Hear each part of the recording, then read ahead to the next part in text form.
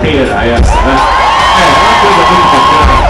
O Nana Banana, seja embaixo, seja em cima, é sempre muito bonita, sempre muito gratificante cantar para vocês. É muito legal, realmente. Viemos de lá de cima, nessa levada gostosa, o público da Bahia cantando, Nana Banana cantando, todo mundo se deliciando. Porque hoje é um dia super especial, não é verdade? É um sábado de carnaval que o Nana Banana chega para fazer a diferença mesmo. Então vamos embora, vamos cantar o que finalmente?